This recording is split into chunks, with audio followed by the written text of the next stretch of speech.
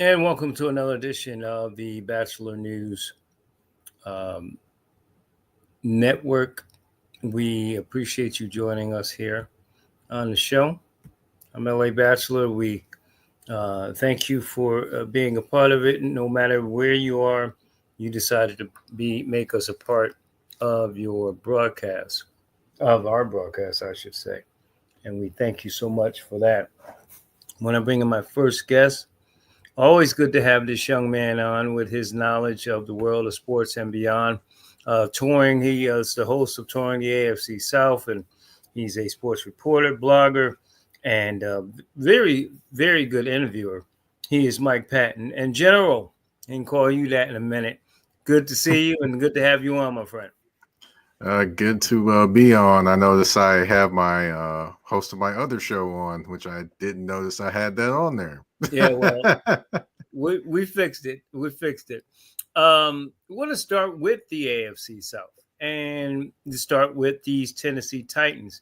All these rumors are going around that the Titans may be open to trading that first pick. You got the Giants and other teams that want to maybe move up to get maybe a Cam Ward or a Shador Sanders or one of the linebackers or edge rushers. What are you hearing? What's the latest going on with Tennessee? Are they going to stand pat at that first pick? As of right now, yes, I believe they will be standing pat at the first pick. Of course, there's been plenty of rumors out there with, the Giants training up to get Cam Ward and, all those different things. But as of right now, they are keeping the first overall pick, and I haven't heard anything different. Of course, it seems like there is a lot of different things at play for this Tennessee Titans team. And I would say this also: if they trade the number one pick and don't get a quarterback, there's going to be a lot of mad and angry Titans fans in Nashville. So what do you expect? What should they do? And if they do stay there, are they going to pick a quarterback like a Cam Ward? Honestly, they should pick either Cam Ward or Shador Sanders. I'm not, of one to be like, oh, I'm gonna take this one and then this because of this one, or I'm not gonna take this one because of that. Both are very good quarterbacks. I mean, Shador Sanders kind of Teron Davenport talked about this. He's the ESPN.com writer for the Titans. He talked about basically how Shador Sanders and his anticipation and different things there kind of reminds people of another quarterback that Brian Callahan worked with, which is Joe Burrow. And then when it comes to Cam Ward, you have all that potential with his anticipatory throws, with his velocity, and just the flair and the confidence that he plays with as well. So, with both of them, I mean, honestly, you're getting a talented quarterback that could lead your team with either one of them. One of them, Mike, I would say is more athletic. The other one's more accurate. Mm-hmm. Shador Sanders, in my opinion. Again, if you are the GM, then you just sing the praises of both of them. That Titans should get one of them. But if you're the GM and they said, okay, these two guys are available, who would you pick? Honestly, I probably would pick Shador if I'm the Titans, just because I believe he did say something that was very, very important. He's been at two different programs at six different offensive coordinators. It has not mattered. He has still been successful with all those different changes around him, with a bad offensive line, all those different things. He has still been successful. So I would say just because he's able to navigate change, or he's navigated change at the highest of levels, and the of course Jackson State as well, that I would say that I would pick Shador just because it seems like the ability to process.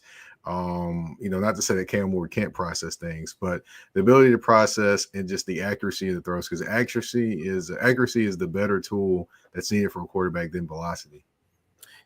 A little smaller, but definitely, like you said, he had zero offensive line at Colorado.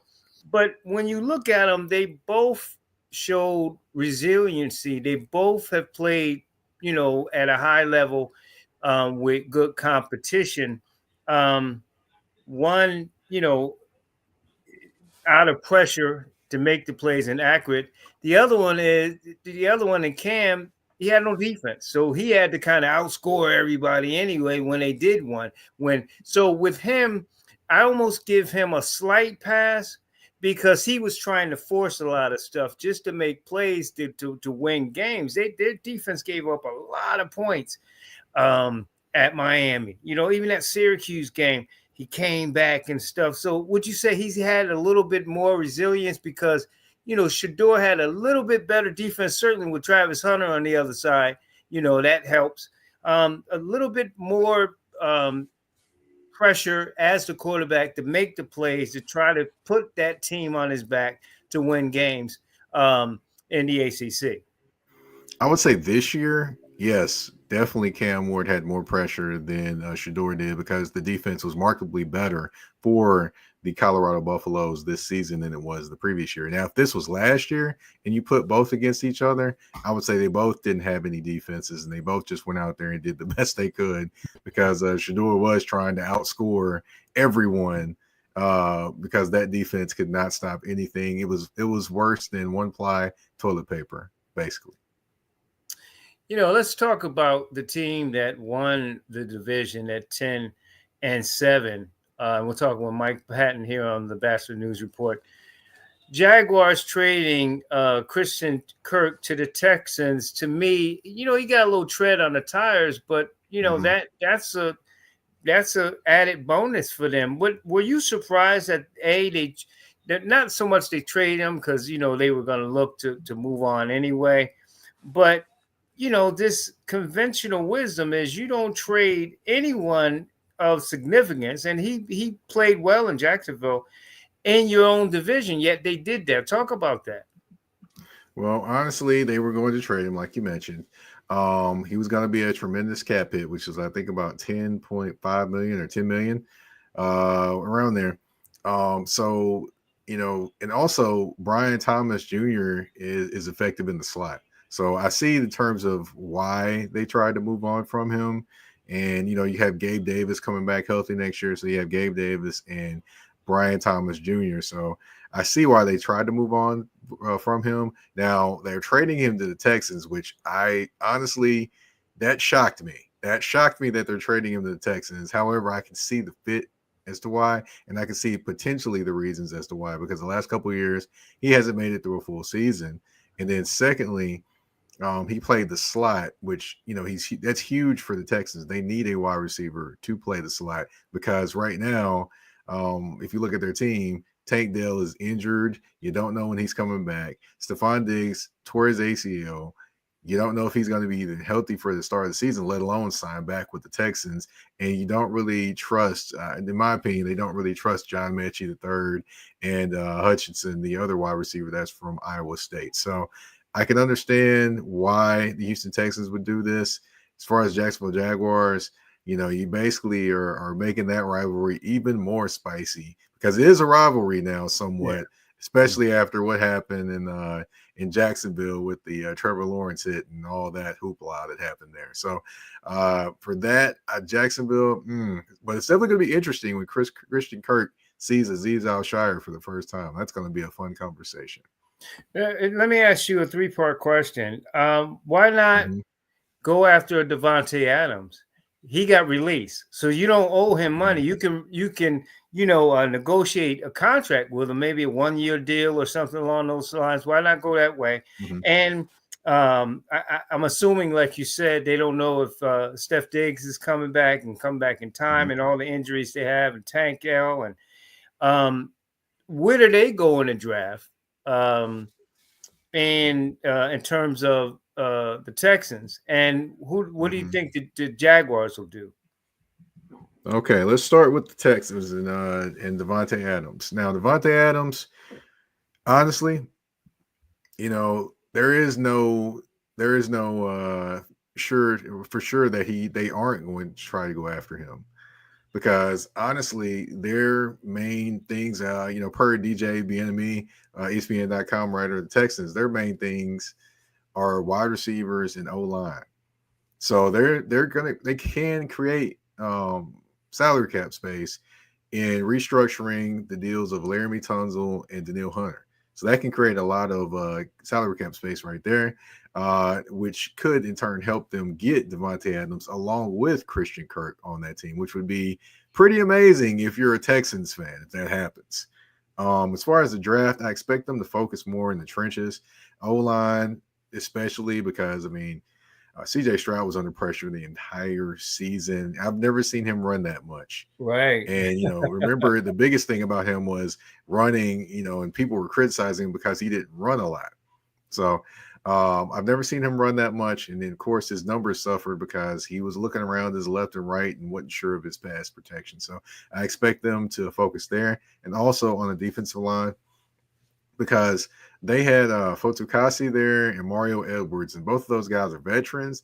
They did their thing, but they need somebody young to groom with this D line with Daniil Hunter and Will Will Anderson. Anderson, yeah. And Danico Autry is still there, but Danico Autry is about 35 or 36 years old too. So they do need some young talent to fit in there with those talented guys they have up front to kind of groom and maybe eventually save some salary cap space and maybe cut a Danico Autry or let him go after next season.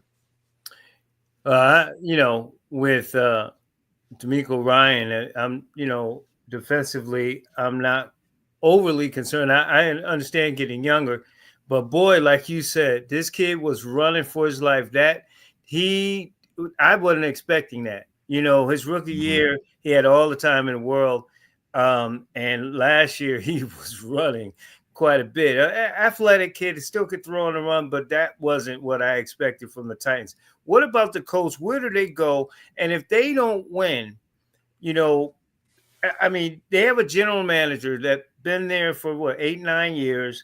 I think they made the playoffs twice, if I'm not mistaken. Is he and the coaching staff on the hot seat? So who do they pick, and are they on the hot seat if they finish under 500?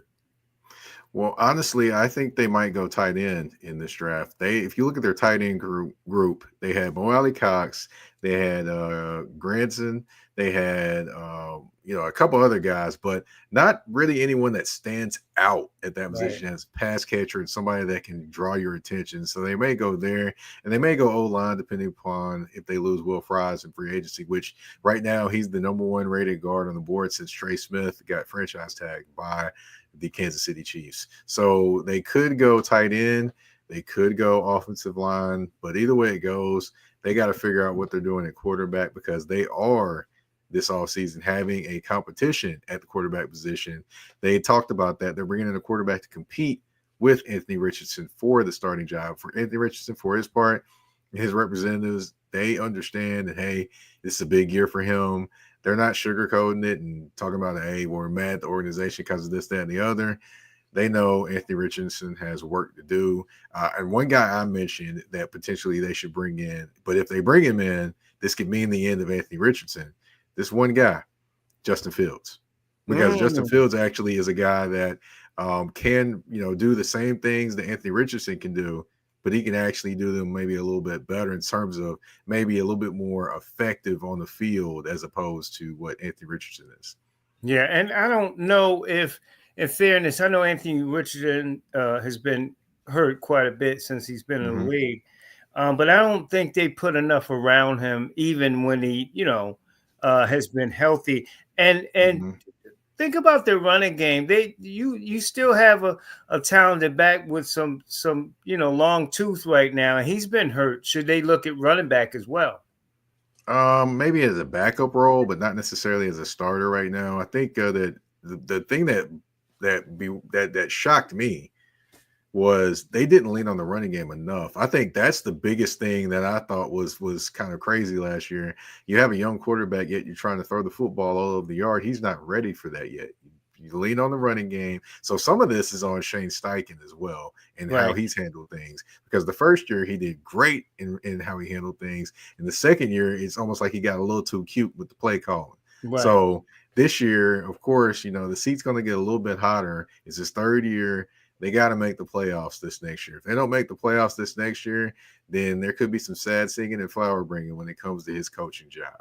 Real quick, Callahan, if Mm-hmm. they 4-13 again, Mm-hmm. is he on the hot seat? Well, he's in a terrible situation in some senses because now it's almost like, you got to win or you're gone. But then again, you chose me over the general manager too. So it's kind of a tough situation. And then plus they're the number one pick. And a lot of people are like, hey, you should draft a quarterback. But if you draft a young quarterback, it isn't guaranteed that you're going to be successful in that first year. And then, so he's in a tough situation. If I were Mike, him, To your point, I didn't mean to cut you off. It's uh-huh, something to be said about that. I understand if you're a team that struggle, you're going to have a high pick and you want your mm-hmm, franchise quarterback. But if you get your franchise quarterback, but you don't build around it, it's going to take him 5 years if he makes it to mm-hmm, even be better. So you're still losing. You got a great quarterback, but you're still losing because you don't have enough around it. So maybe go edge, maybe mm-hmm. go, just and then find the kid Dart out of Ole Miss or so. I mean, you've seen him play. Maybe get a quarterback later, but get an edge guy. In this league, you Uh, have to have a franchise quarterback, but you also got to have an edge guy, and well, they want to make sure they have that.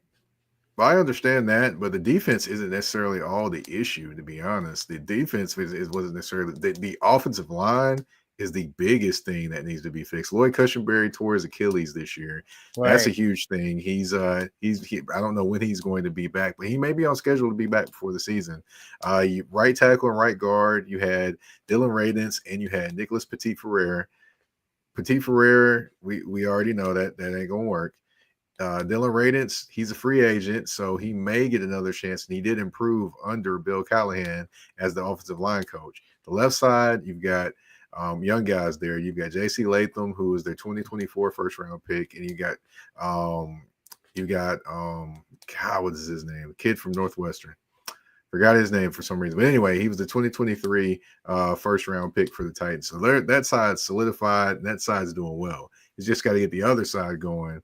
But I do think they end up going quarterback, and then down the line they kind of pick up a few pieces, and then also they have created.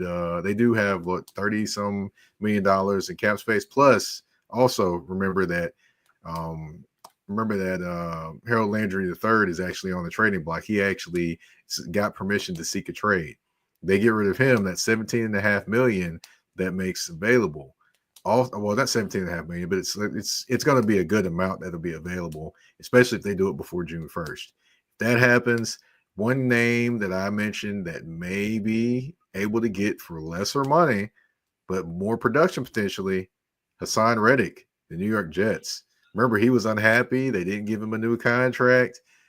Tennessee would have the money to give him a new contract. His name was mentioned by some Titans fans, but I didn't really take it as much seriously. But now that Landry's on the trading block potentially, and Reddick would be a free agent, I would definitely take a look at that guy and see, hey, maybe we can make this work in Tennessee.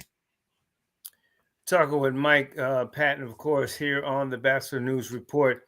Mike, let's switch to the association. I want to start Mm-hmm. with your Grizzlies and, Mm-hmm. struggling a little bit. John Morant has been playing, doing John Morant type stuff, but they've been struggling. And, if the Mm-hmm. Rockets haven't been struggling so much, they might have passed them. And here comes the Warriors. Here comes the Timberwolves. What do you see out of this Grizzly team here in the second half? And can they make a move and make a run? Right now at 4, the Nuggets haven't been lights out either, so maybe they step up. So what do you see them towards going into the playoffs?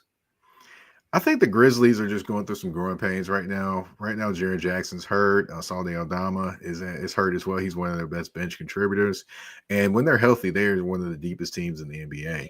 And there are a lot of young guys, a lot of different pieces. Like you have, you have your sharpshooters coming in off the bench. You have your people that are in there that your rebounders, your rugged players, and you have your Aldamas that come in and shoot threes, and it is also a big man as well. So to me, I think it's more about health than it is actually them, slumping on the floor. I will say this though.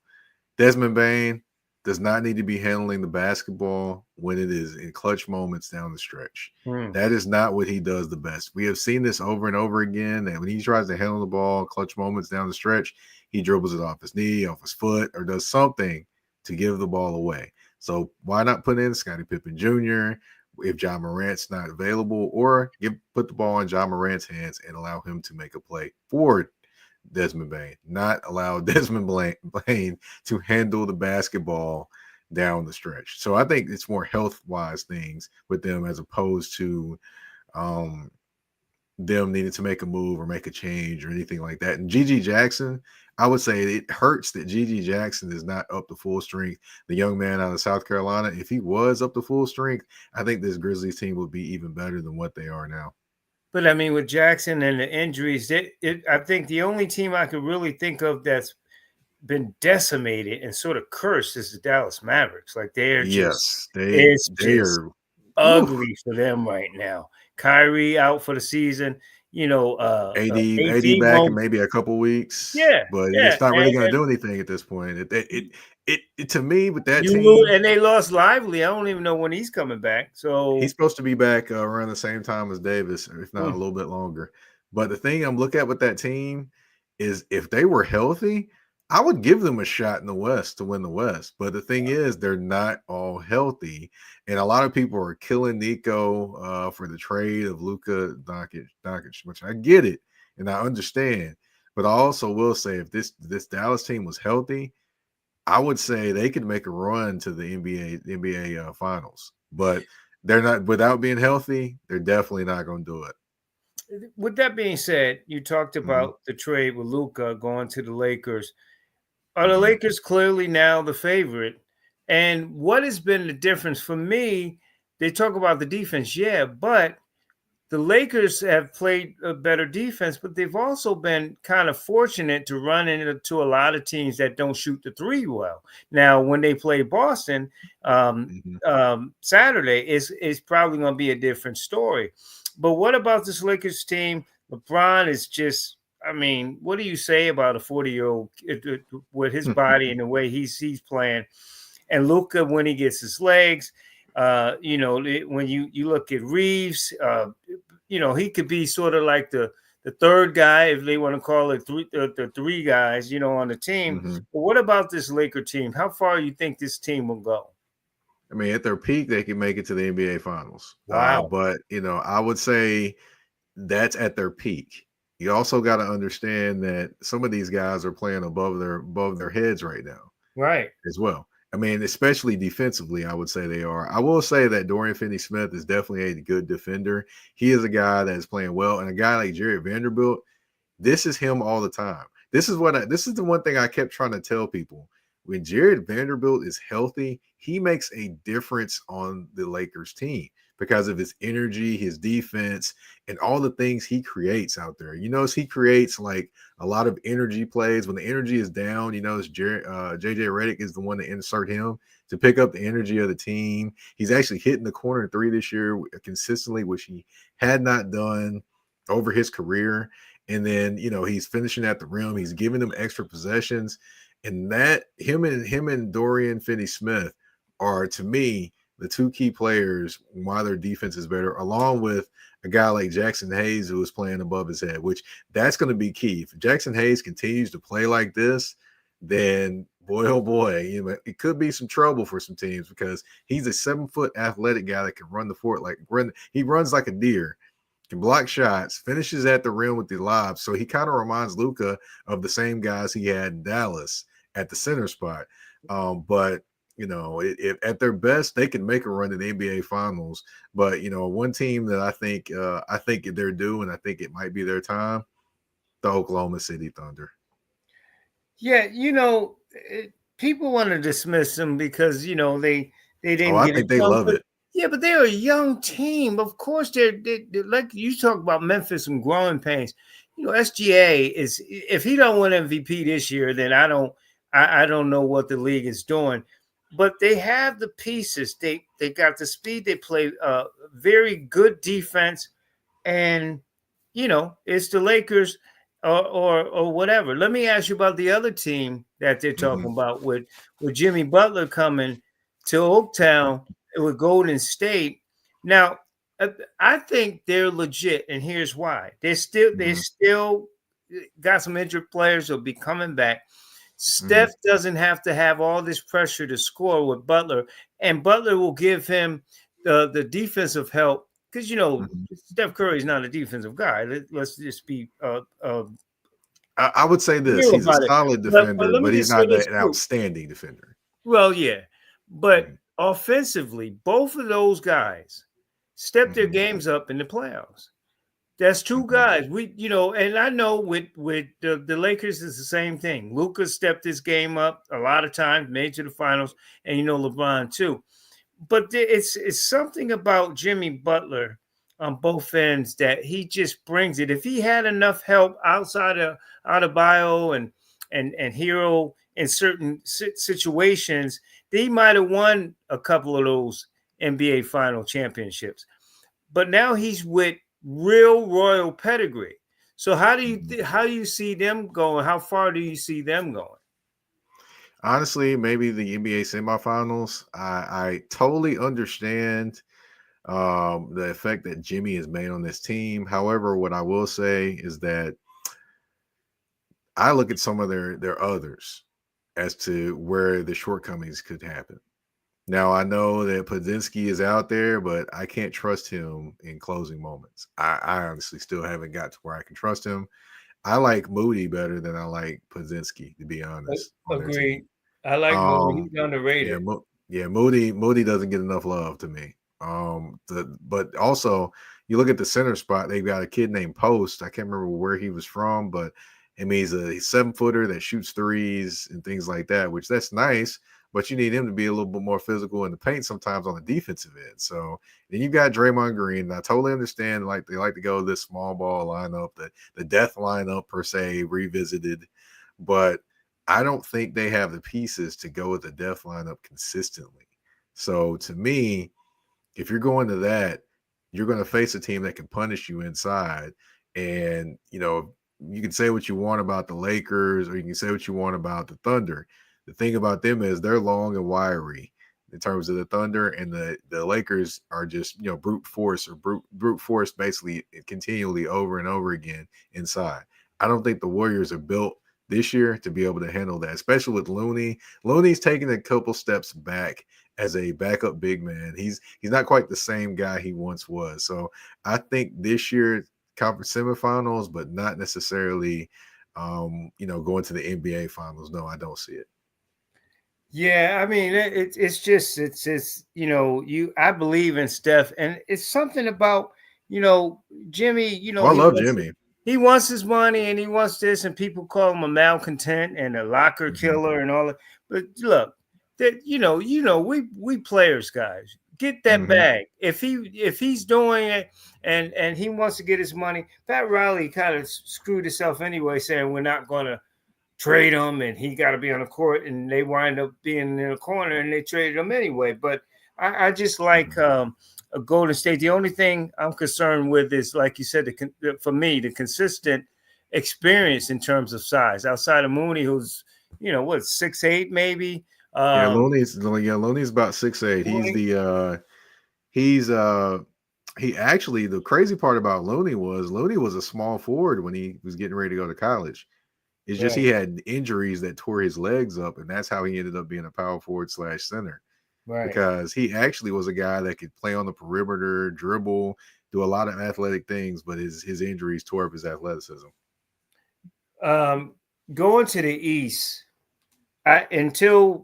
Look, I know Cleveland is been good. I mean, Hmm. not three straight, but three times they've had 12-game winning streaks. That's really impressive in the league. Hmm. That's really impressive. Um, Hmm.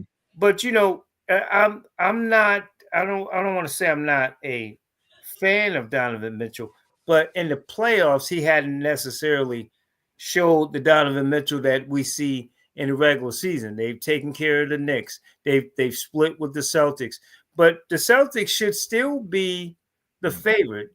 Agreed. Yeah, I agree. The Celtics should still be the favorites. But one other thing I will say about Donovan Mitchell, I still remember the contest between him and let's see, him and Murray, Jamal Murray in the bubble. That was Right, insane. They were putting up 50-point haymakers back and forth. And then also, as the point guard of the Utah Jazz, outside the bubble, he was doing this thing there. But, the thing I would say this year that makes Cleveland different, they aren't depending on Mitchell as much as they were in the past. He's right, one of their star players, but the offense truly goes through Evan Mobley.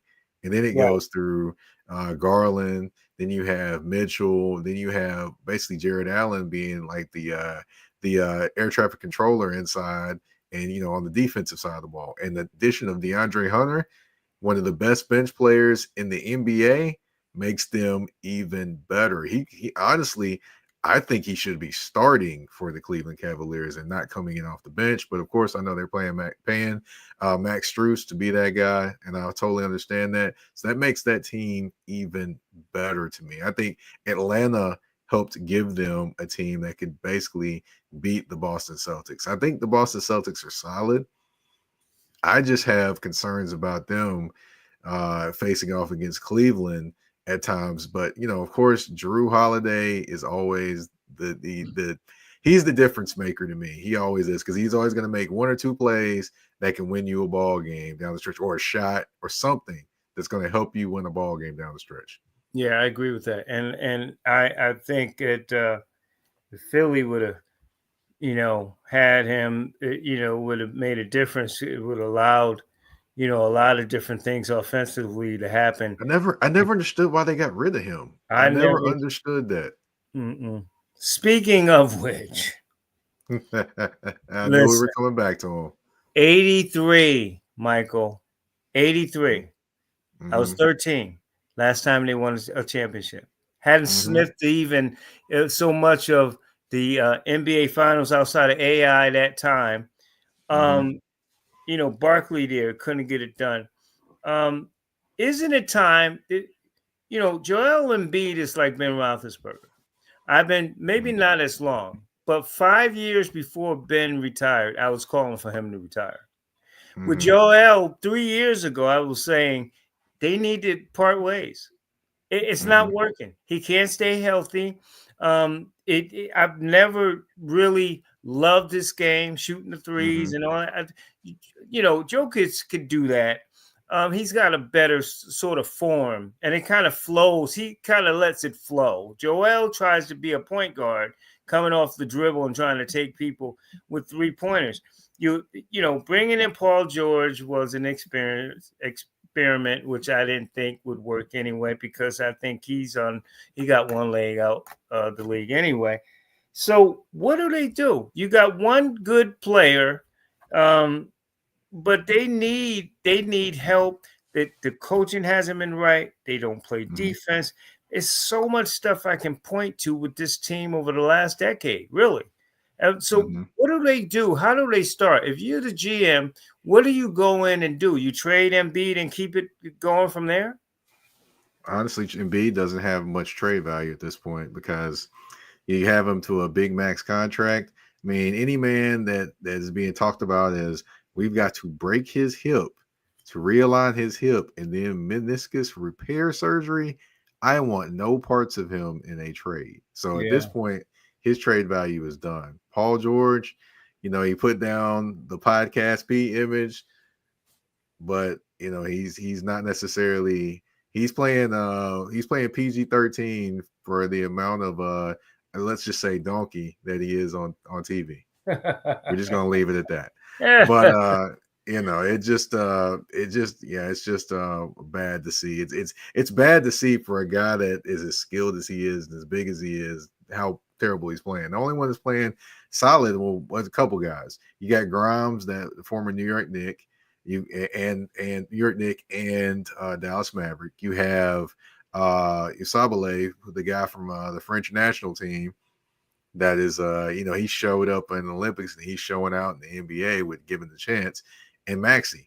Those are the three guys that are playing consistent. Other than that, you got a bunch of inconsistencies on the court, and you just cannot make it happen. But you got to find somebody that would take Paul George, which that would be rough to find, especially in the NBA world of the second apron. If it wasn't the second apron, there would be somebody that would take a chance on him.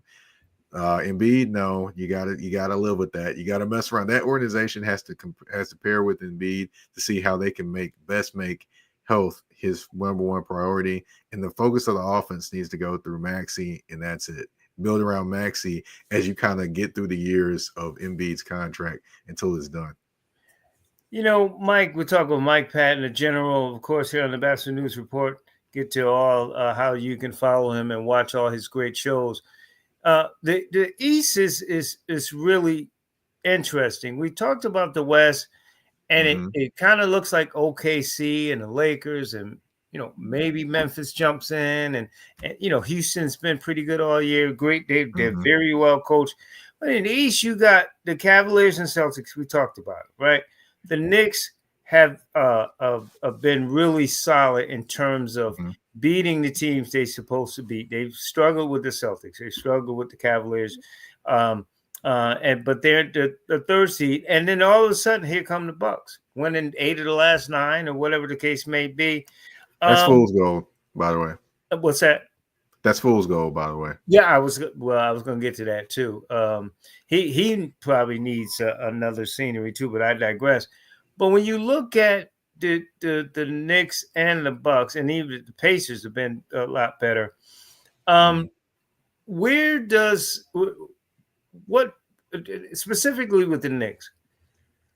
Who do they want? Where do they need to be in that first round in order to avoid the 1 and 2? Should they? I don't want to say tank it, but they've struggled against the 2 top teams in the conference. I mean, as good as this kid Brunson is, and they're waiting, for guys to get healthy, and certainly they have some talent, but they push sort of an 8-man rotation. And last Mm-hmm. year they burnt out in the playoffs, banged up in the playoffs. Where do they need to be going in the playoffs so at least they can push one of those top 2 guys, 2 teams back, and to have a shot to get to at least not only the Eastern Conference Finals, but maybe even the NBA Finals?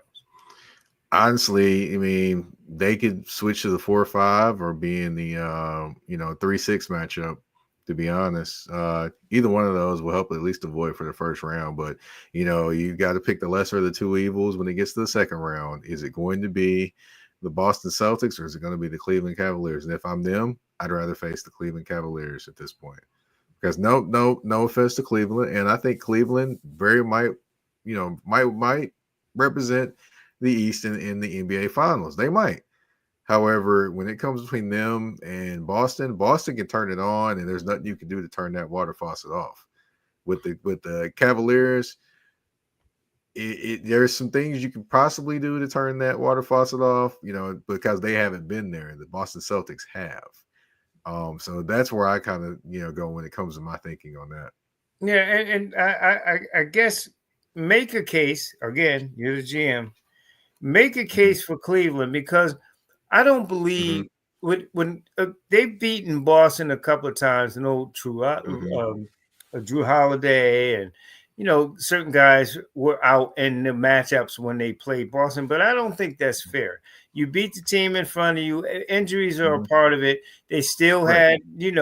had Tatum and Brown and all these other guys in certain cases. So I don't think Mm-hmm. that's fair. But make a case for Cleveland. Beating Boston. They got the size, the mobility. You talked Mm-hmm. about Mobley. We talked about Donovan Mitchell. Make a case that they can be they're deep enough and shoot the 3 as good as Boston, where they Mm-hmm. can get past them. I definitely think that they can beat Boston. The reason why I think they can beat Boston is because last year their focus of their offense wasn't going through Evan Mobley, and it seems like this year he's had a metamorphosis from being a guy that's part of the band to trying to be the lead singer just a little bit more. And with that focus, he's kind of expanded his ability, shooting the jump shot, overpowering people at the rim at times. He's gone from being tall guy to kind of sticking his bird chest out just a little bit more. So I think that that's the difference there. They're deep this year. They're pretty deep. They're just about as deep as Boston is when it comes to people bringing in off the bench. Right. Now they are missing maybe an additional big man, but other than that, they have a lot of pieces they can bring in off the bench. They're just about as deep as Boston. So that part, and then also I will say this: Kenny Atkinson, I believe he can outcoach Joe Mazzulla. He definitely can outmaneuver him, especially with a little bit of the Golden State Warriors mystique, and then plus the things he was doing in Brooklyn before they fired him unceremoniously. I think that he could outcoach him. Those three things, and then plus also I think Darius Garland can be special, especially with less attention with Evan Mobley stepping into the forefront. Yeah, but Boston not only is deep, but their guys can shoot. You saw what Pritchard Mm-hmm. did off the bench. Derek Mm-hmm. White, I think, is one of the most underrated players in the entire league. Definitely. And this guy just goes out and on both ends, Mm-hmm. And so I give the edge to Boston with guys who can make shots coming off the bench. And I Mm-hmm. think the one thing that they didn't have last year consistently that they're getting now is Porzingis being in the lineup and making plays. I think that will help them if they do wind up matching up against Cleveland in the Eastern Conference Final. One last thought for you. Everybody talked about LeBron, and I Mm-hmm. hate him in them colors because, again, 1983, that was one of the teams that kept beating us in the finals. So I hate that color, all that purple, but I respect him. But I respect him. I heard one of those shows on ESPN, and it was very quite. I thought about it, and I'm gonna ask you. Mm-hmm. Stephen A. was making a point of how um, LeBron could be considered the GOAT now because of his longevity, not just the longevity.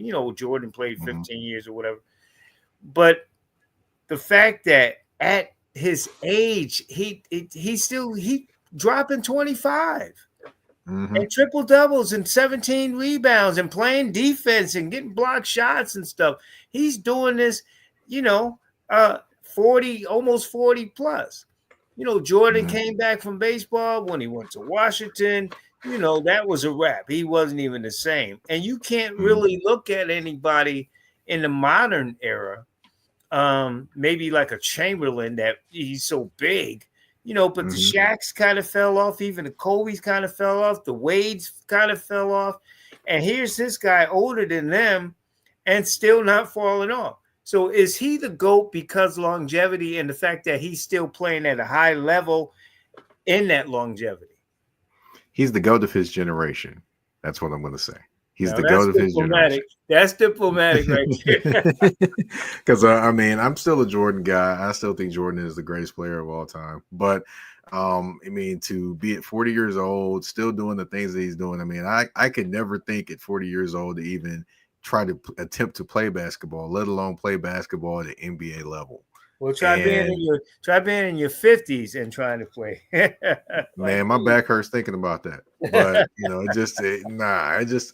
I can't imagine, being 40 years old, still going out there doing all the things that he's doing and continually. He's actually had. I'm not saying he's necessarily prime powers of LeBron. No, that was 2010 to 2014 in Miami. That was prime LeBron. But he's had one of the longest stretches of anyone's prime or close to it of any player in NBA history.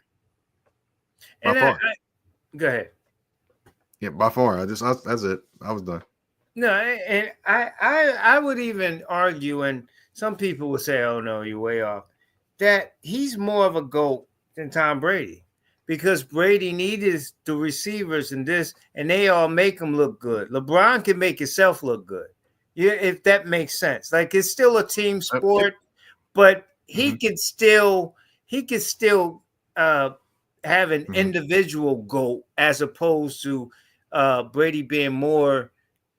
You got to have an offensive line. You have to have a running game. You got to have a Randy Moss and all these guys to be accurate and win these titles and stuff. And certainly you have to have a team in basketball. But LeBron, from an individual athletic and top tier standpoint, I think would be the goal.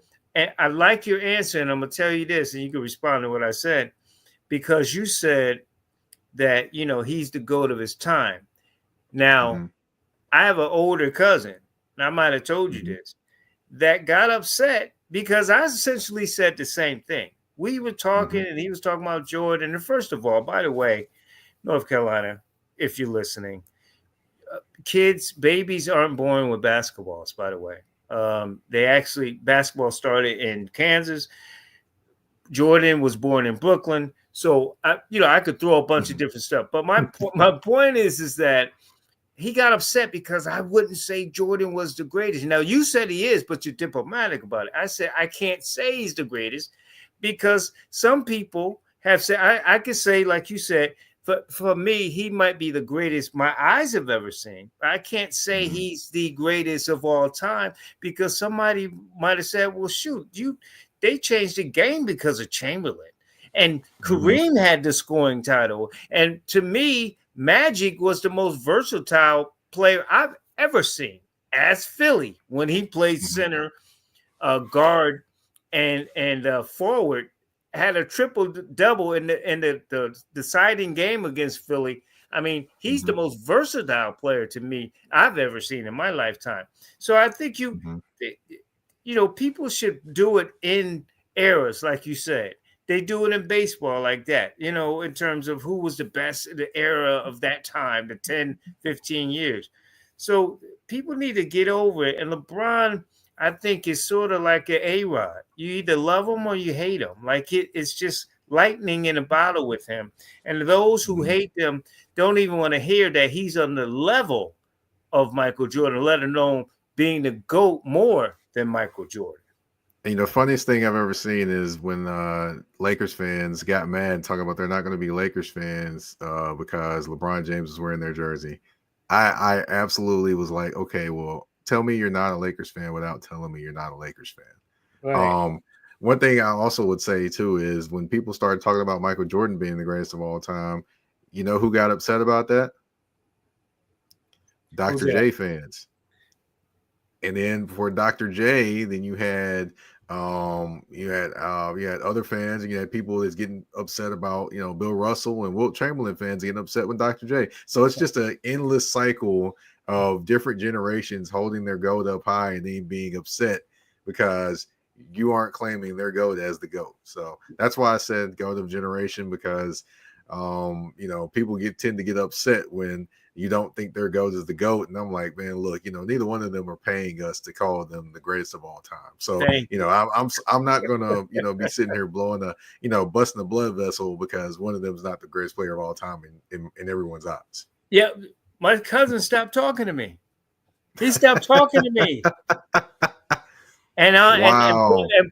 and Coach, I see you, Coach Fancher. I see you, Nick. And pull this. I'm older, so I know more.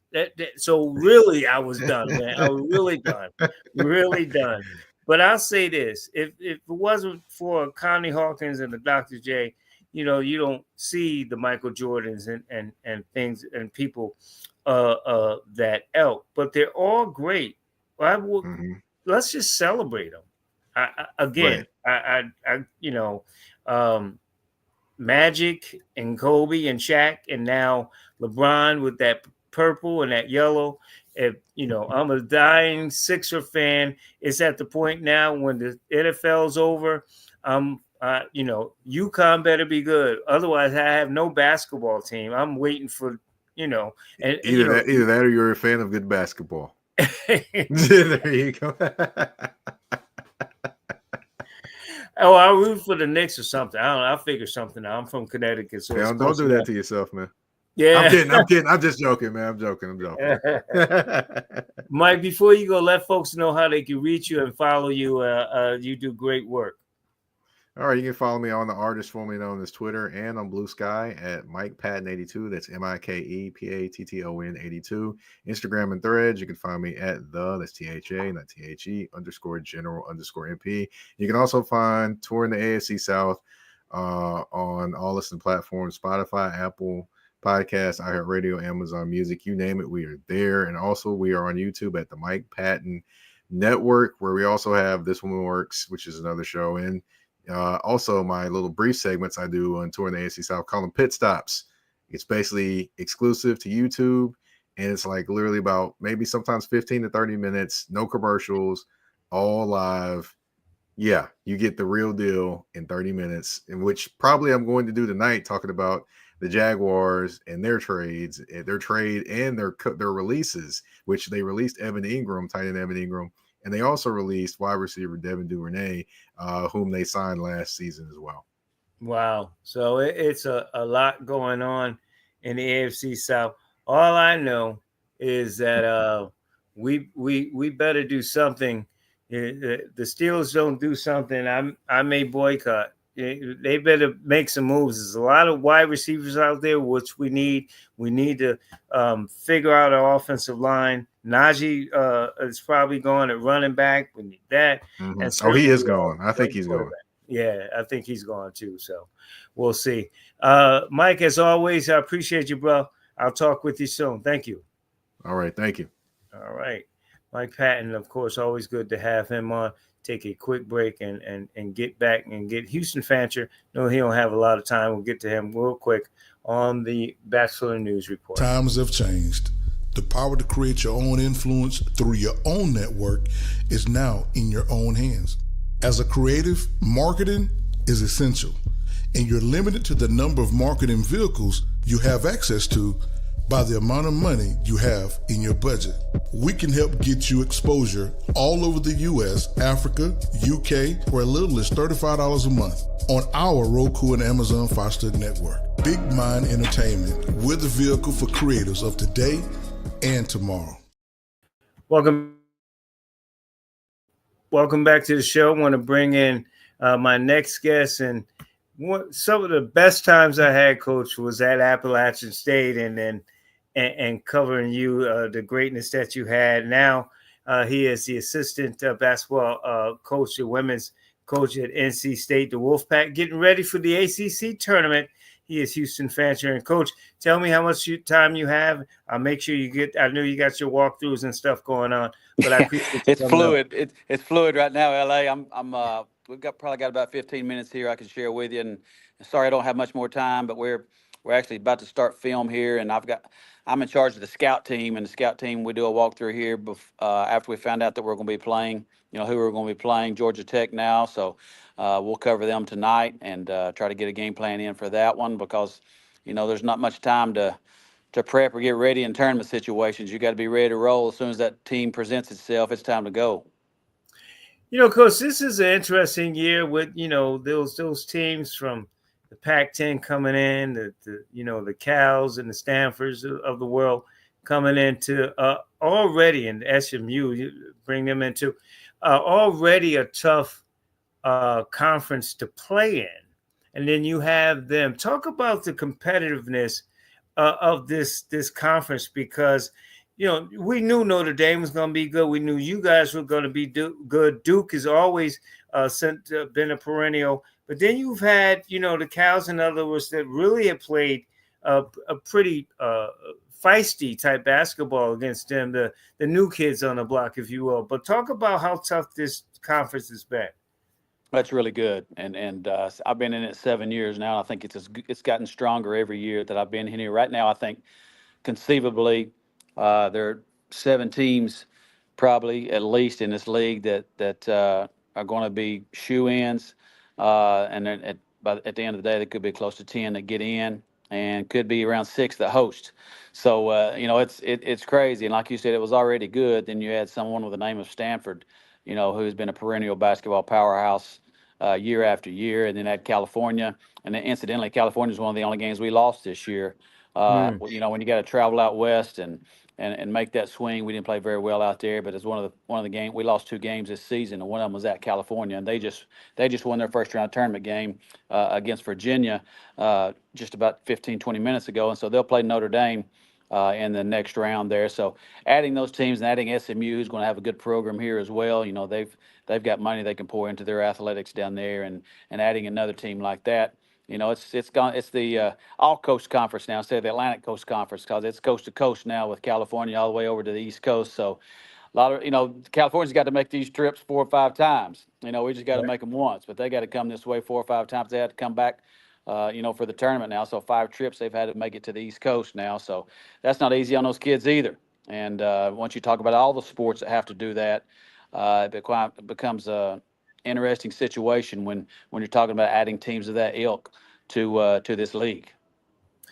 You're one of the few teams to beat Notre Dame, and you beat them at number one, if I'm not mistaken, which was really impressive. I watched the game on ESPN, and you had the crowd, which makes so much and added to you.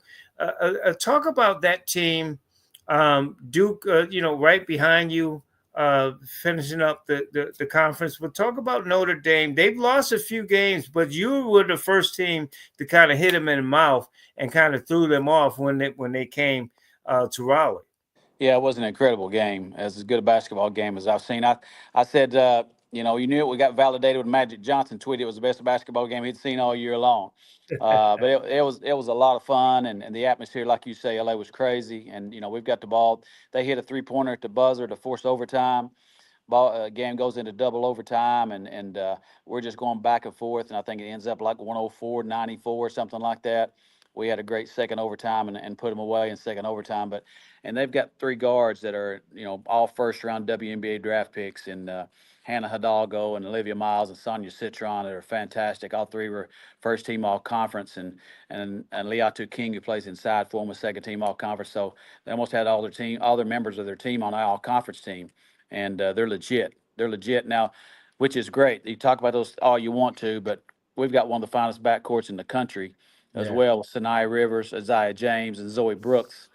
All 3 of them. Zoe Brooks, she gets mentioned third on that, and she had 33 against Notre Dame the other day and was the National Player of the Week. And Sanaya Rivers and Isaiah James are going to be first and second round draft picks in WNBA. And then to offset Leatu King, we've got Madison Hayes, who averages, close to a double-double for us playing the 4 spot. She's a guard playing the 4, but she's playing out of position because it helps quicker. We're harder to guard.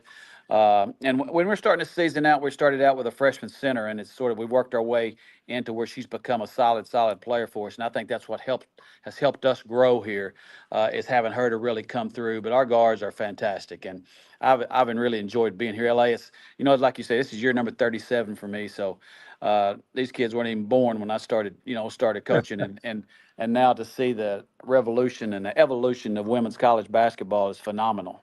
I've really enjoyed it because these women they play so hard. They're so coachable. They're really fundamentally sound. And once you get into this top 25 and 30 of college basketball on the women's side, there's a lot of great coaches, and it's extremely competitive, and it's fun to watch. I'll be the first one to admit I didn't watch a whole lot of women's basketball. Of course, I had some things going on. I was coaching the men's team at the time, and really was tied into that. But once I got here and became a part of this program, and Wes Moore is a treasure. He's getting close to 900 wins here at NC State. Mhm. He's won 15 Coach of the Year awards Hmm. across all levels. He's been in the national tournament. Now, obviously, we went to the Final Four last year. He's second all-time winningest coach in college history right now, active. Uh, and it doesn't get mentioned enough. Everybody talks about the Genos and whatnot, and deservedly so. But this guy needs to be mentioned in those same circles. Yeah, and before the coach of Notre Dame, Muffin McGraw was one. Kyle Vanderveer, and a lot of coaches. But you're right about Wes Moore. This program has been very consistent. Um, Talk about how tough it is to go undefeated at home in the conference. You only lost two overall, and that was on the road. But you're the only program that went undefeated in the conference. Um, and when you have the likes of 2 other teams in the state of North Carolina that are very good in Duke and North Carolina. Yeah, it's home or away. It's not easy in this league. And like you said, we did beat Duke at home, lost to North Carolina on the road in a game where we had 6 with a minute 20 to go, and laid down at the end of that one, and they were able to pull that one out. So that was unfortunate for us. But you mentioned earlier, LA, about the home court advantage, and our gym's not the biggest. Our gym holds like 5,500 people, but you couldn't squeeze another thought in that gym. It is Mm. absolutely, it's sold out all season long. It's a tough ticket to get anywhere you want it. They were scalping tickets our game against Notre Dame. People were fighting to get in the door. It was like an overseas soccer match, and everybody was trying to get inside to see that thing. And college game day was there, Yeah. but in that old barn, they're breathing down on top of you. A lot like Cameron, people are breathing down on top of you in that gym.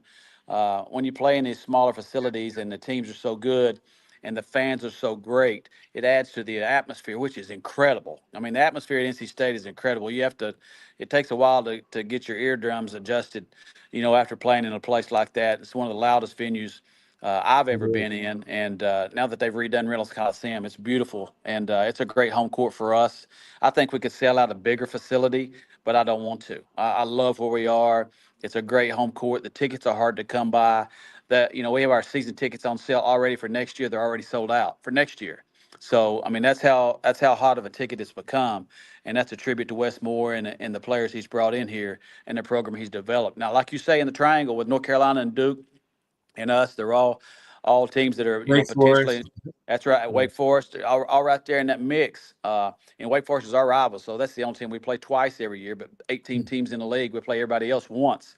But being able to mix it up with them creates a lot of natural interest. And when those Duke and North Carolina, Wake Forest games are played, there's always good crowds and always great battles. Yeah, and I would imagine from a recruiting standpoint, because I know you do a lot of that. Them dubs help you get some of the Yeah. best women in the country coming to play for the Wolfpack. That's right. You build off success, and that's like last year. That Final Four helps you get into a couple more doors that you maybe not were able to get into, a few years back. And once you see 27 wins, 26 wins, 32 wins, 25 wins, you're like, wait a minute, what's going on there? Some of the best players we ever had out of the West Coast had never heard of us until they saw us beat UConn, at our place, or until they saw us, with a win over Notre Dame. We get a couple phone calls that we may not get otherwise. And you're right, that interest and that the things they see with the exposure that we get, on a gamely basis, whether it's ACC Network or ESPN, ESPN2, or whomever, sends us out nationwide now, and people are really starting to take notice. So, from a recruiting standpoint, the exposure really helps you. But like nowadays with NIL, has become a big piece of it, even on the women's side. So we're all chasing down a different rabbit hole now in terms of recruiting. And so I don't know if it's any better or any worse, but it's different. I'll tell you that. And we've had to make adjustments to that. But I think once again, Coach Moore's been around a while, and Yeah. he's used to giving out lunch money and per diem, but not money to come play. So that's a little bit different. He's not quite used to that yet. But I will say this, let me tell you one thing about the NIL for us that I thought was a really smart thing he did last year. We had a certain amount of money for NIL that we could give to the players. He gave every player on the team the same amount last year. Mm. First player all the way through 13. The starter, our leading scorer, first team all conference, got the same thing that the last person off the bench got, because he didn't want to upset our locker room. And that was the first year we could give NIL. And what that led to was a trip to the Final Four. Mm. And after that, it was going to be merit based. Now you can either get a raise or you can get a deduction, based on performance. And you either stay where you are, or you have a chance to build on your NIL as you play. But that last year, I thought was a terrific move. He gave everybody the same thing. So how are you going to maintain a locker room? One kid's making 100,000, another kid's making 15. Well, all of a sudden, the kid making 15 starting, the kid making 100 is coming off the bench. So the kid making 15, hey, coach, hey, I don't know who you do your math with, but I'm giving you about 20 and 12, and I'm getting 15,000, and she's not planning on getting 100. So we need to renegotiate. So holding locker rooms together, LA, is going to be a thing that's going to be a big challenge for all sports across the board here going forward. Final two questions. We're talking with Houston Fancher here on the Batchelor News report. Coach, you've coached the men, and like you said, admittedly, you didn't have time to watch the women's game because you were coaching your squad. But now you are. Talk about the differences, if any, of the coaching the men and coaching the women. I think I've always thought, with all due respect, that the women's game is more fundamentally sound. They I, screen, pick and pop, pick and roll. They do the things that fundamentally you're supposed to do. And the guys is, it's kind of up and down threes and that kind of thing. But talk about the differences. And then the NIL, the other side of it is you're paying everybody equal, but someone is actually, better than the other one. So couldn't that have a reverse effect? I'm the star of the team and they're the 13th player. Why are they making the same thing if you look at it on the flip yeah, side? and like I say, they go back. That was the first year we could award NIL. So Mm, the first year he did it equally, just across the board. Just as a, we're not really sure what we're doing here, so we're going to give everybody the equal thing. Well, now if you play better, you get paid more. As we're right. moving forward, better performance is rewarded, and you've got to have a little bit of uh, you know, a little bit of performance incentive there moving forward. So, and that they're not all getting paid the same this year. I'll tell you that. So it's moved on from where it was to now. So we sort of eased our way into that part of it, and are still learning as we go. So I think for everybody, it's a whole new venue that you're having to approach and approach it on different ways. Every team approaches it differently, whether it's our men and the way we do things, or LSU's men and the way their women do things. It's going to be different across the board. So I don't think there's a right or wrong way to do it. I think you just have to find the way that works for you, and you have to be able to maintain that and be steadfast with what you're trying to do going forward. But you also got to understand that when you're trying to recruit kids, there's going to be kids that you bring in are going to be making more money than people on your roster already, because you got to pay to get them now. You got to have the money to get them, Right. and then the money to keep them. So how long this sustains itself, I don't know. I just know we're in the middle of it, and we're fighting like crazy for recruits, and that's part of the process.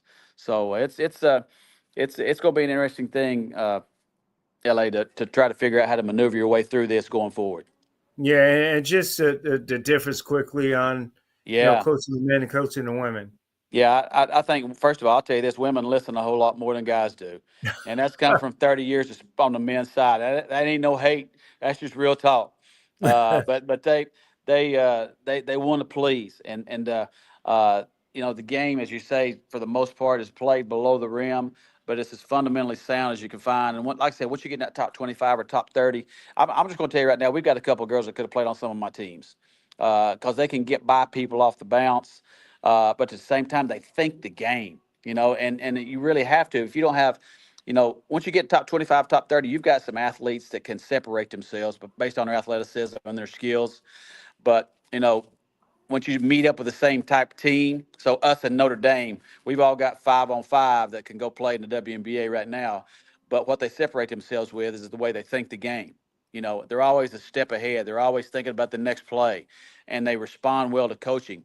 It doesn't really, it doesn't really bother them for coaches to get on them. They handle that so well. It seems like, and it's been, like I say, for me, it was eye opening for me coming in. Maybe you have to say things a little bit differently than you would. And I wouldn't say some of the things I said to my guys. I'll go ahead and tell you that right now. I handle it a little bit differently. You can send the same message, you just deliver it a little bit differently, and they Right. handle it perfectly. And I'm going to tell you something. These girls are competitors. Now, they'll bite your finger off for a rebound just like any guy would too, and Mm, and they get after it on the defensive end.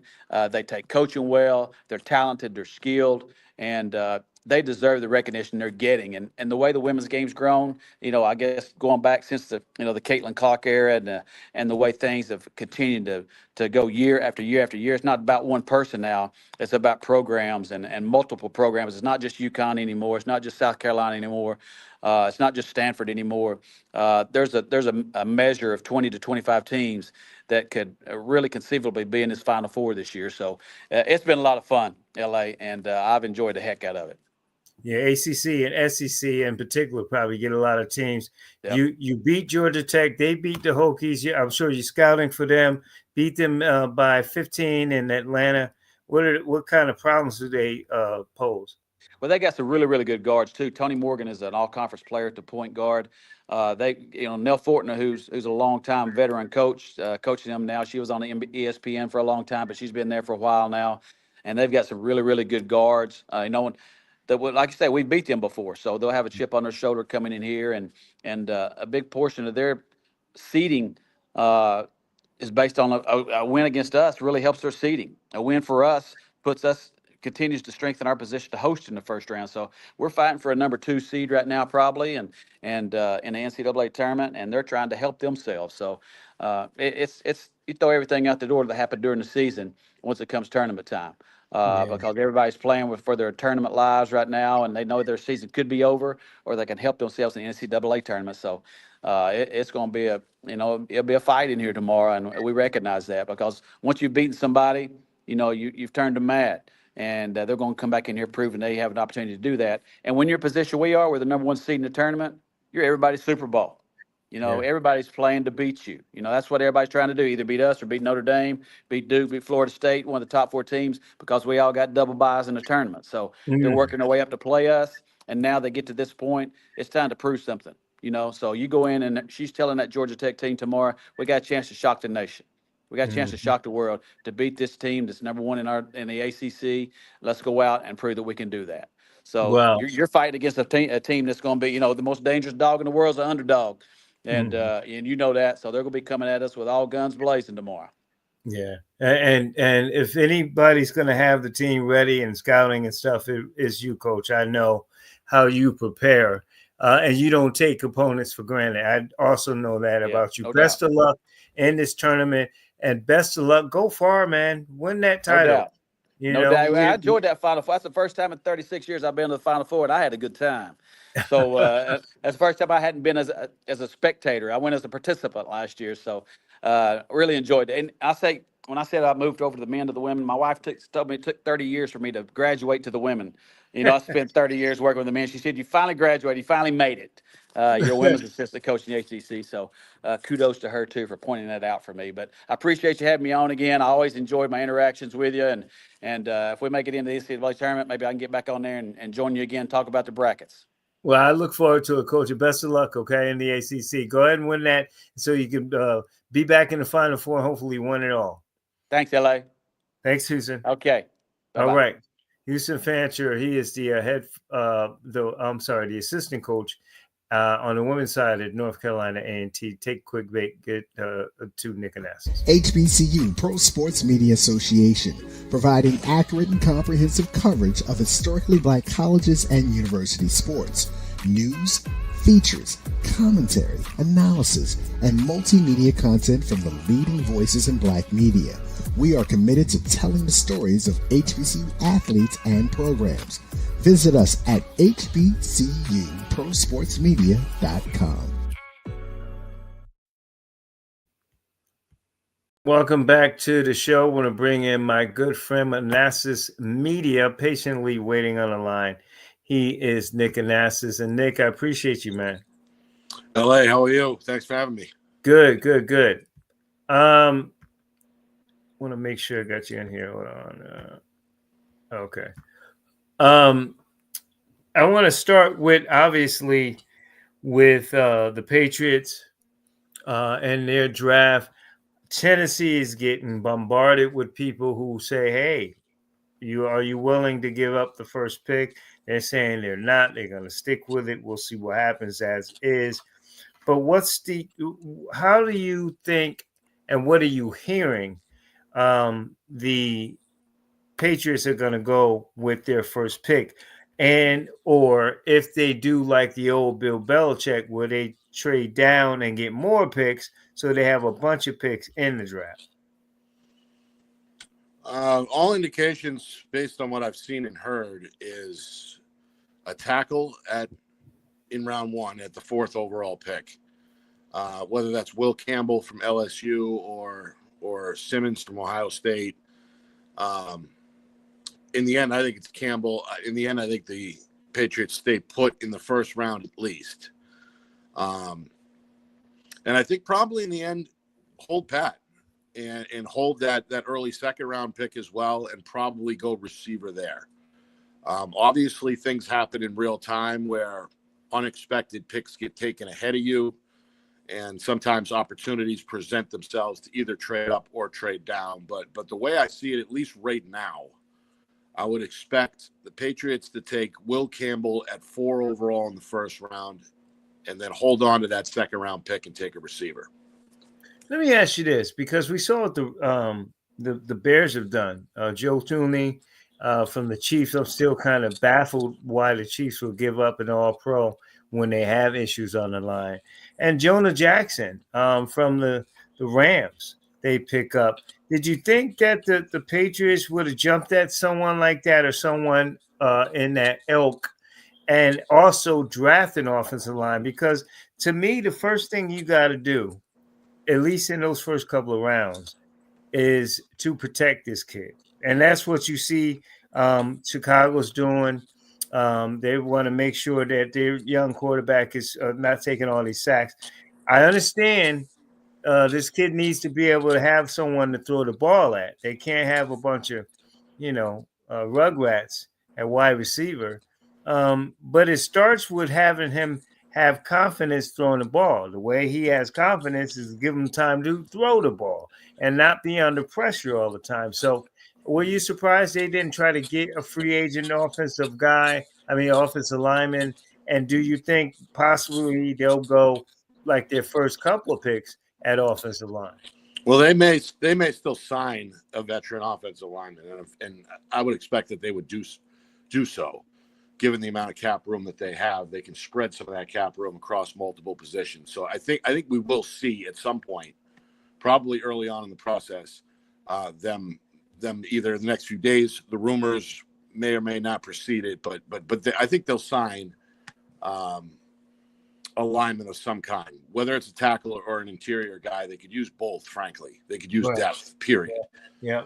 So I do think that, just because they didn't involve themselves in a trade at this point does not mean that they're not willing to bring in a veteran. And again, I expect that they will. This is an interesting offseason in general. They've got the most cap room in the league, which was the same scenario 3 years ago.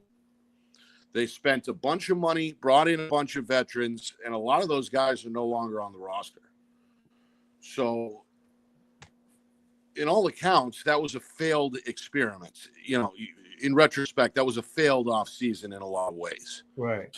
So they have to get this right. And we talked about the urgency amongst the fan base up here.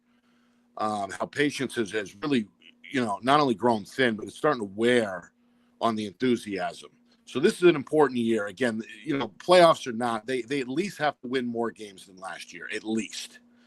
And the way to do that is, again, not only to spend, but they have to spend correctly, and they have to draft correctly. Now, so, a lot of emphasis is on this. Yes, Drake May last year seemingly panned out. Everybody's pleased. That doesn't mean he's in the clear. Right. We've seen plenty of second-year guys take a step backwards. Plenty. Not New England, league-wide. Look at Houston. Look at Houston. He was under pressure the whole year. His offensive line let him down, and that was his second year. To your point, right. So there's a lot of unknowns, worrisome unknowns for sure. But again, anybody can tell you the building blocks start up front, both sides of the trench. So if it's not a receiver in round two, maybe it's another edge guy. They could use depth there too. So it's going to be a combination of the draft and free agency this year. There's no excuses. They've got, again, another fresh start at head coach. They've got more money than they know what to do with from a cap perspective, and they've got a top 4 draft pick at the top of at the top of the board. So it's important in a lot of ways, and there's a lot of unknowns for sure. Talking with Nick Anastas here on the Batchelor News Report. Nick, some people say you have to draft according to your division. And when you look at this division, the Bills have a quarterback. The Dolphins is, the Tua thing, that experiment is not working. And the Jets don't. But, you have the reigning MVP at quarterback in that division. So one would think also, like you said, edge, but why not make sure you can sort of try to score? It won't happen this year, but try to build on your offense in terms of scoring with a plethora all of a sudden of free agent wide receivers. When you look at a Cooper Cup and you look at a Devontae Adams and you look at a Metcalf and all these guys, Metcalf being one of the younger guys, and some of the others out there, again, they got the money. Why not bring in a veteran wide receiver, especially one that may be released? We know Devontae Adams has. And then you can negotiate maybe a 1 year, 2 year deal according to what you want. Bring in a veteran quarterback and then go edge, and then you have more on the edge. You build the offensive line. You think they're going to get a free agent offensive lineman, but you also get a stud free agent wide receiver. Why not go that route instead of drafting a wide receiver? Yeah, you could do that. Again, you have the cap room to do that. The only warning sign there would be that you don't want to overpay. Just because you have a lot of money doesn't necessarily mean you need to throw it at one person or one position. Right. And again, those names you mentioned, Cup has a medical laundry list as long as his forearm. Right. So there's medical concerns there. There's age concerns there. There's age concerns with Adams as well. And again, those guys are going to be, wanting to be overpaid. That they're going to demand a high price. So it may come down to how much, yes, adding him, may help in the short term, but in the long term, we've got other holes to fill on the roster. So, is it out of the question? Absolutely not. It's definitely possible. But as a fan, the Patriots fans, I would think would be concerned that they're not overpaying for damaged goods, so to speak, on a short-term rental. But Metcalf's 26. And Metcalf's the exception. Yeah. I think acquiring Metcalf, you would have to plan for 3 to 4 years. Right. You would have to extend him right away. So he would be part of the long-term process. Metcalf would make much more sense in my mind than some of those older veterans you named. You look at Tennessee, you look at the Giants, they got neighbors, and these teams that are drafting higher than New England and have notoriously lately been high in the pick. Conventional wisdom in some people's mind is that why draft a franchise quarterback when you got a zillion different positions you need to protect and help that quarterback? In other words, if you get a Cam Ward, Tennessee, you're still going to lose. You might win maybe a game or two. You're still going to lose. Why not get the edge? Why not get the line? Look at what the Eagles did. And we talked about not really a blueprint, but it's, football is, you got to be solid and dominant on the offensive line and the defensive line. Why not teams build that way instead of, drafting a quarterback that really, because he doesn't have weapons and the defense is not that good, won't be good, and you won't be good for a good 3 or 4 or 5 years down the road anyway. Yeah. I mean, that makes sense. It's a sport that involves 22 starters, which is the most you're going to see. Yes, the quarterback position is special in its own right. It's probably the hardest to play in all of sports.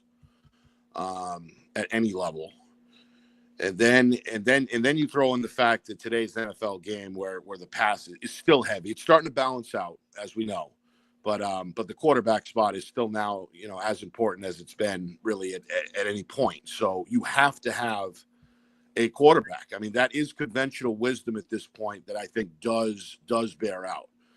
Another factor, though, LA, on the other side of that argument, is that you have to have teams that can play outdoors as well. Right. Look at the last few Super Bowl champs: Philly, Kansas City. I guess the Rams are the exception. Okay, the outlier that kind of proves the point.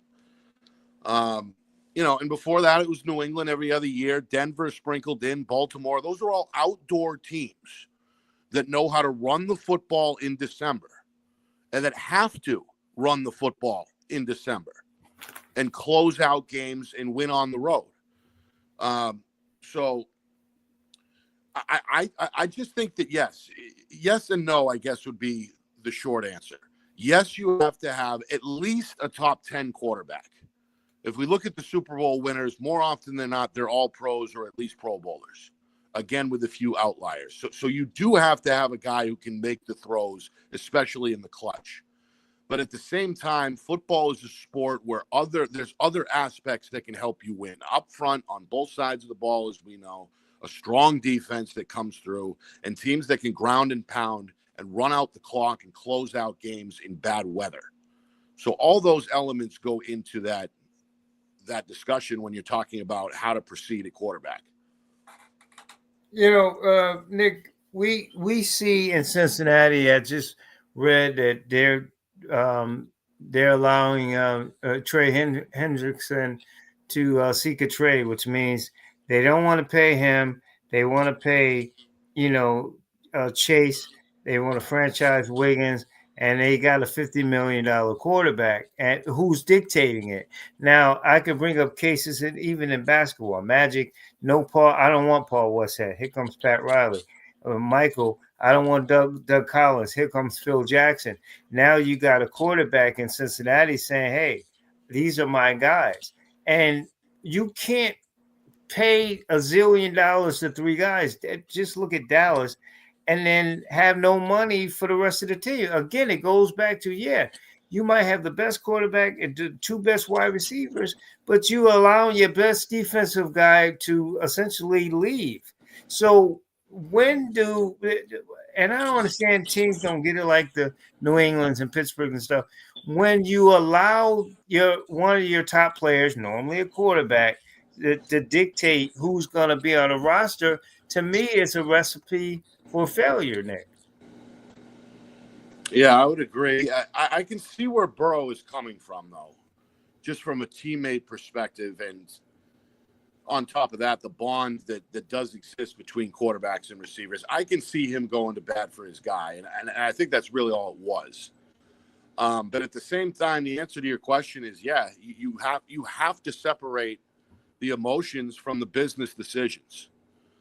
And roster management at the end of the day is a series of business decisions. We're talking about multi-million-dollar athletes here. So nobody's feelings should be hurt. But, there needs to, not only that, there needs to be a clear line between players and managers. When that line is blurred, then that invites speculation, which invites distraction, which is never good for anybody. But in this particular case, I certainly find it forgivable, or at least understandable, in terms of what Joe Burrow did trying to keep T. Higgins in town.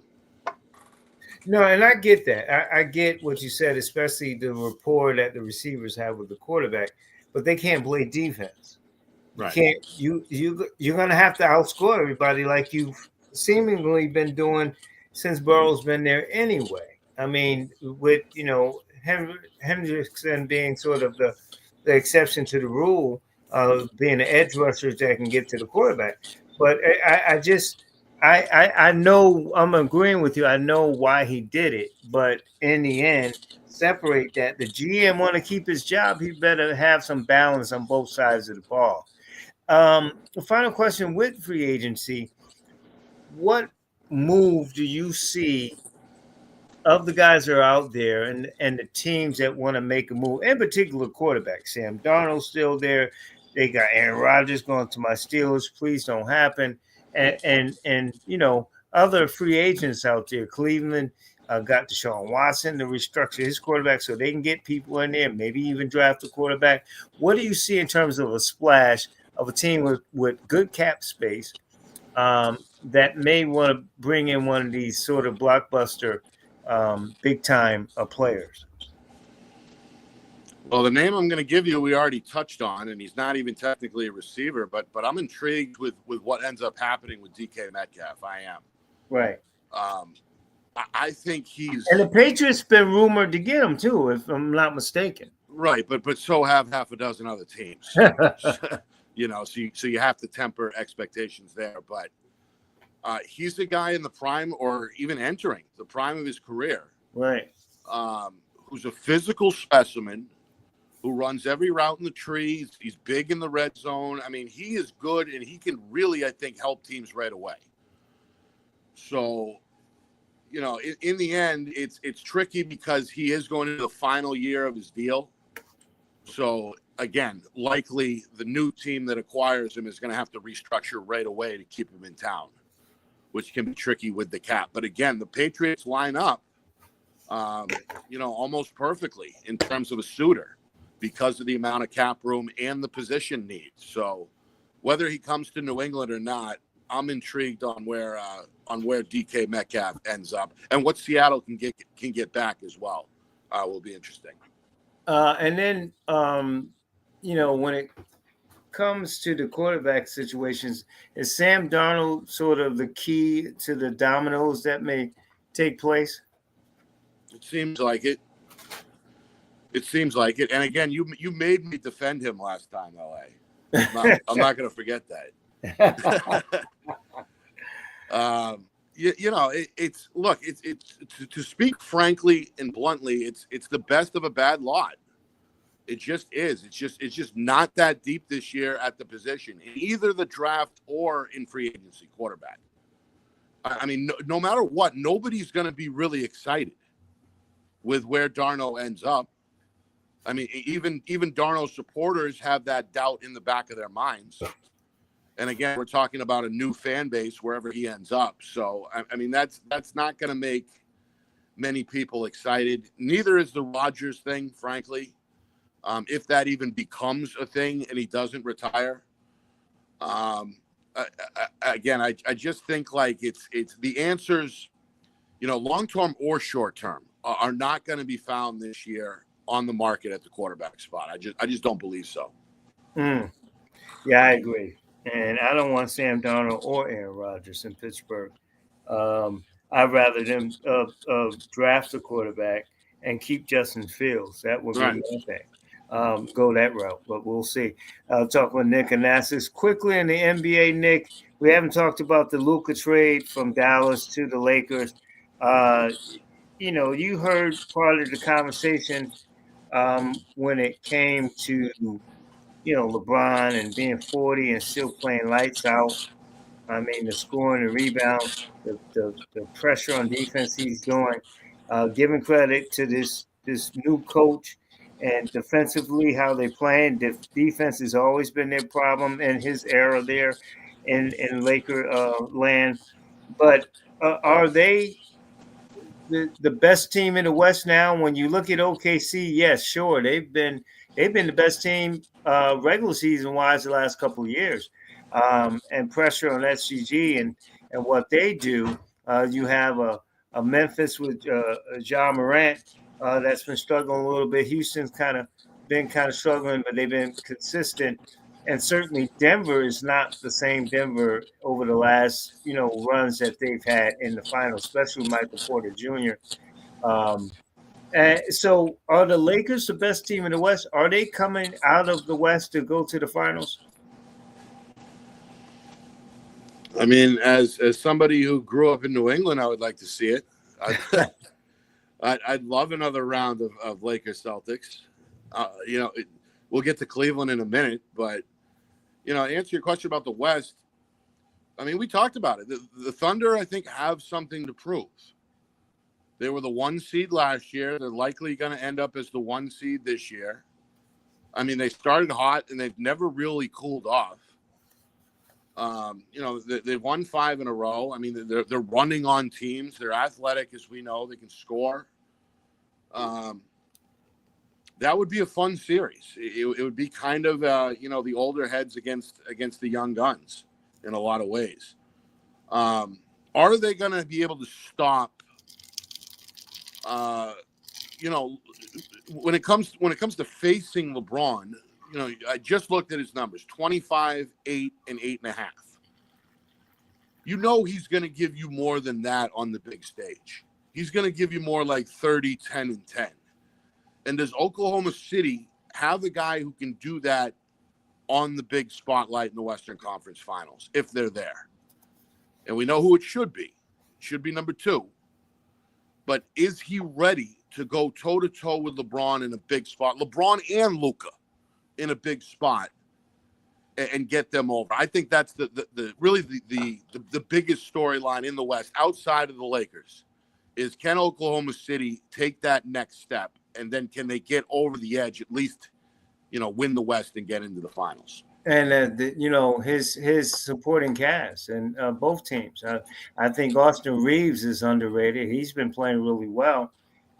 So you add him into it, then hey, the sky's the limit. The only thing, and I know they play Boston Saturday, they've been packing it in defensively. They've been allowing teams to shoot threes, and they've been facing a lot of teams that don't shoot threes well. Well, guess what? Boston shoots the three well.